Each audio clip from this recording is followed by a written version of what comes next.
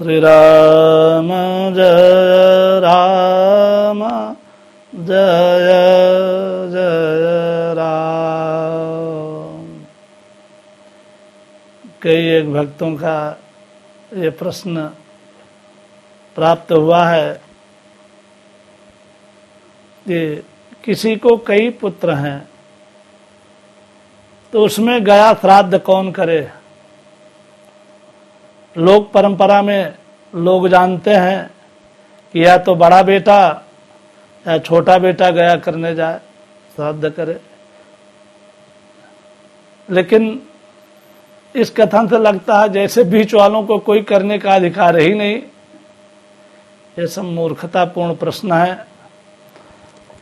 हर पुत्र का जब जन्म होता है, कोई भी जीवधारी जब किसी पिता के शरीर से, माँ के शरीर में और माँ के शरीर से संसार में आता है तो उसके ऊपर 3 ऋण होते हैं।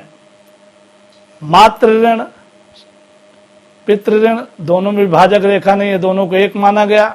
माने पितृ ऋण में दोनों आएगा, मातृ ऋण और पितृ ऋण, देव ऋण और ऋषि ऋण। यहां ध्यान देने की बात यह है कि माना हम 4 भाई हों, हम बीच के हों और यमराज के यहाँ मर के पहुंचे। यमराज ने पूछा क्यों भाई, पितरों के निमित्त कुछ पिंडदान जलदान किया?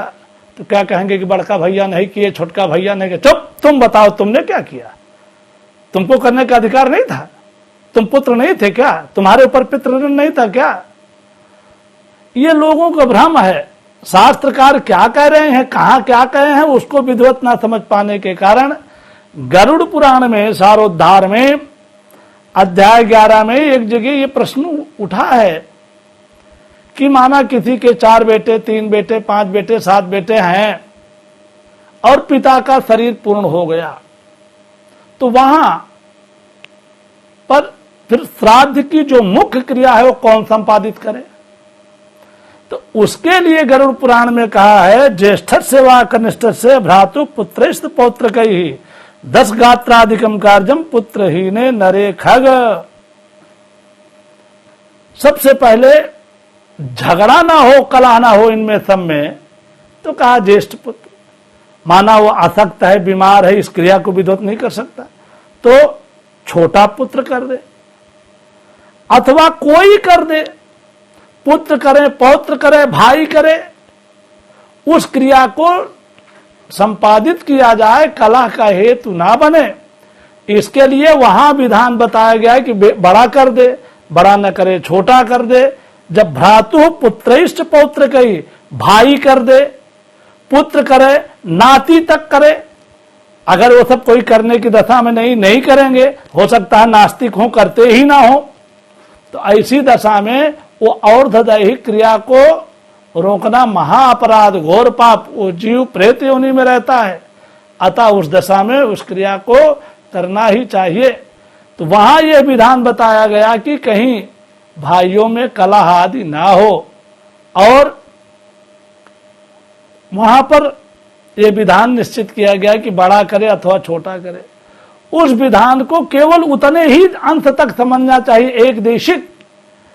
चूंकि आगे शास्त्रकारों ने प्रश्न उठाया कि संसार है भाई, किसी में मत वैभिन्न होता है, तो ऐसी स्थिति में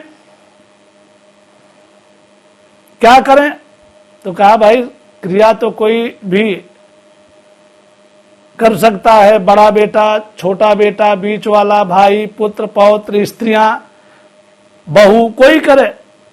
सर्वेषां पुत्रहीनानां मित्रं पिंडं प्रदापयेत्। अगर कहीं कोई किसी के माना ऐसा हुआ कि विवाह भी नहीं हुआ था, बेटा नहीं, पत्नी नहीं, भाई नहीं, तो उसका कोई मित्र है, वो भी पिंडदान कर सकता है। क्रियालोपो न कर्तव्य सर्वाभावे पुरोहितः। किसी की क्रिया का लोप नहीं करना चाहिए, सबके अभाव में पुरोहित को उसका पिंडदान कर देना चाहिए, लेकिन पिंडदानात्मक उसकी श्राद्ध करना ही चाहिए। और यहां एक चीज और बताई गई कि माना भाई यहां तो एक का निर्धारण हो गया कि मुख्य क्रिया जो करेगा वो चाहे बड़ा करे छोटा करे, एक उस मुख्य क्रिया को करे, बाकी सब सहायक क्रिया को करे। लेकिन संपत्ति का विभाजन हो चुका है, सब अलग अलग है, श्रद्धा सबकी है। तो कहा केवल 10 दिन तक की प्रक्रिया को एक कर रहा है, 11वें दिन विशेष श्राद्ध कर दिया, 13वीं तक की प्रक्रिया को एक पुत्र करे, धन आदि सबका सम्मिलित करके करे, सभी सहभागी रहें। लेकिन वार्षिकी श्राद्ध के लिए गरुड़ पुराण में लिखा है, अगर सबकी आस्था एक जगह नहीं है तो सारे पुत्र अपनी अपनी कमाई का अपने अपने घर पर बड़े प्रेम से वार्षिकी श्राद्ध कर सकते, उसमें कोई जेठ बड़ा मझोल की व्यवस्था नहीं है। जब वार्षिकी से ही सारे पुत्रों को अपनी अपनी क्रिया करने का अधिकार है, तो उसके बाद जितनी क्रिया है, जलदान है, पिंडदान है, गया श्राद्ध है, उसमें भी छोटा बड़ा बीच का फिर कोई बंधक नहीं है, सारे पुत्रों के ऊपर पितृ ऋण होता है। इसीलिए पितृ ऋण से ऋण होने के लिए सारे पुत्रों को गया आदि की श्राद्ध करना चाहिए, उनको करने का अधिकार है। इष्टव्या बाहवा पुत्रा यद्य कोपि गयाम व्रजेत, गरुड़ पुराण का प्रमाण है कि सारे पूर्वज इसीलिए सब पहले बहुत सारे पुत्रों को जन्म देते थे कि कोई एक आध तो गया चला जाएगा। अगर ये कहीं भाव होता कि नहीं बड़ा ही जाएगा अथवा छोटा ही जाएगा, तो यद्य कोपि गयाम व्रजेत, ये वचन क्यों कहा जाता कि हाँ बहुत सारे पुत्रों में कोई एक गया चला जाएगा तो मुझे मुक्ति मिल जाएगी। इन सब शास्त्रीय वचनों से ये सिद्ध होता है कि जिसके कई पुत्र हों तो उन कई पुत्रों में यह नहीं है कि बड़ा जाए छोटा जाए बीच के जाए, सबको गया श्राद्ध आदि करने का, 13वीं तक की श्राद्ध को करने का एक को प्रमुख रूपेण, बाकी सबको सहयोगी के रूप में करना चाहिए। और उसके बाद की जितनी श्राद्ध है सबको पूर्णतया श्राद्ध करने का, पिंडदान जलदान आदि करने का अधिकार है, करना ही चाहिए।